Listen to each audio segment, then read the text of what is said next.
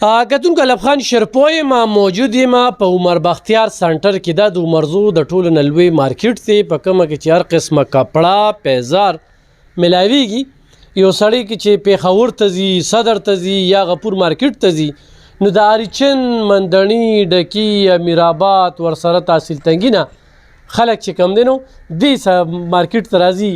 دا مارکیټ چې کم دی دا سراسر داسې 600 دوکانه دي، بره چتم دی، لاندې هم دي، دوکانونه پکې بره خالیم دي او دا ده چې پټکي شته دي یا تاسو ته پته وي.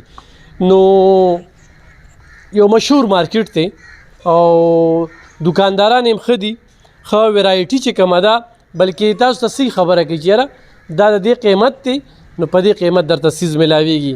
او بیا خو اوس پکې موږ هم یو، زموږ دفتر هم دی پکې، نو اوس لږ څه په اودس کې اوسېږي، ولې چې سبا به ورپسې موږ وایو، خبرې به ورپسې کوو چې پلانکي سره یې دوکه کړې ده، پلانکي نه پیسې والي، دا دي هغه دي. خو بهرحال دا دوکانداران خپله ښه دي او همدغه وجه ده چې دلته کې ښه کافي کرایه هم ده او پټکي هم دی، خو ګټه کېږي، خلک راځي، په دې مارکیټ کې رش وي، نو دوی مطمئن دي. نو دا سراسري چې کوم دی د عمرزو بازار دی، باقاعده چې کوم دی نو د جینکو سکول دی او هغې ته مخامخ چې راکوشي نو بر او لاندې دا مارکیټ چې کوم دی نو دا پل دی. خو په اریچن روډ باندې راځي نو زه ته لږ وروسته لاړ شه، د په اریچن روډ چې کوم دی نو زه تاسو ته لار ښیم. دا چې کوم دی نو د اریچن روډ نه یو سړی راکوزېږي نو دا وګورئ جي مخامخ دغه پل دی، نو په دې لار باندې خو هم راتلی شي.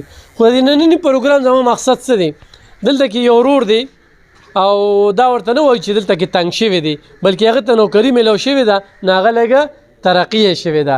نو دا ترقۍ نه پس چې کوم دی هغه و چې زه دا دوکان خرڅول غواړم.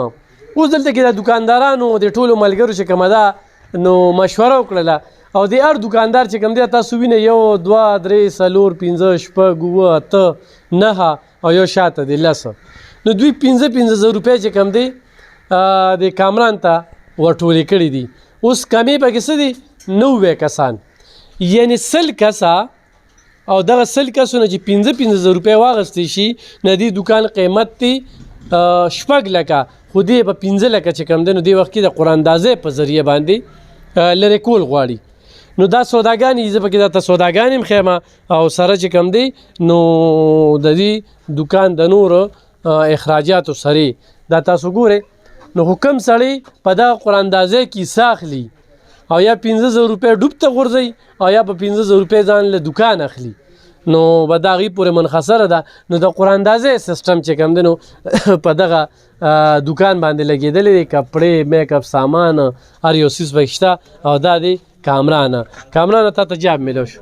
او جی زه پولیس کې ورتی شوم. پولیس کې ورتی شو، نو سوی چې دوکان لرې کوم؟ ما دوکان ما خرڅوم، قراندازي وبکو، هر سړی په خپل قسمت هم ګوري. او د څومره وخت نه؟ ما خو دلته تقریبا 8 کاله کېږي، 9 کاله.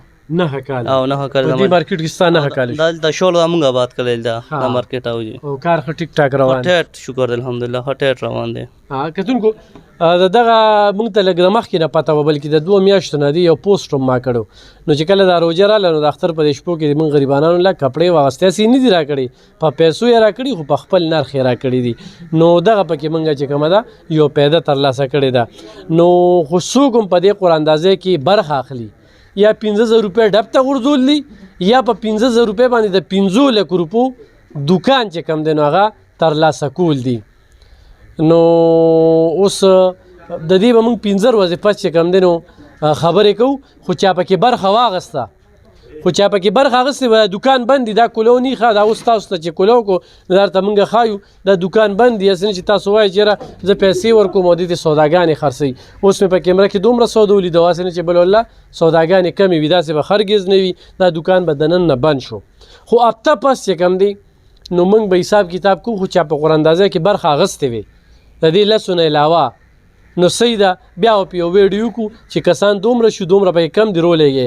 خو نه وه شوي نو بیا به د سټل خبره کوو، بیا سړی راتلی شي دلته کې به ورته سوداګانې چې کوم دی هغه بالکل په چټ باندې، دا نه چې په توک باندې موږ بیه کوو چې یاره بس 15 لک او 6 لک 7 لک، نه، چې ته مطمئن شي ستا پکې ګټه وي نو صحیح ده داسې کامران बिल्कुल ठीक तरह کامران موبایل نمبر دې ورته ووایه 0316 99 49 561 څه 0316 99 49 561 ها کتونکو په دې باندې واتساپ هم دی په دې باندې تاسو ایزي پیسې هم کولی شئ په واتساپ باندې خپل چیټ هم را لېږئ په دې نمبر چې ایزي پیسې وکړه موږ ته هغه ښودی شي او بیا قراندازي چې کله کیږي نو موږ به تاسو ته په دغه پیج باندې اناونسمنټ کوو تاسو به چې کوم دی واپس په هغې کې برخه اخلئ خو کلو قراندازي به وي دا خبره به ني باقاعده بر سړي ته خپل نوم ښودلی کېږي هغه به د هغوی د وړاندې چې کوم دی نو هغه ټیم ته غورځېږي او بیا به یو کس چې کوم دی د هغې نه روچتئ د چا چې په قسمت کې دغه دوکان یې سره د پټکي چې کوم دی نو په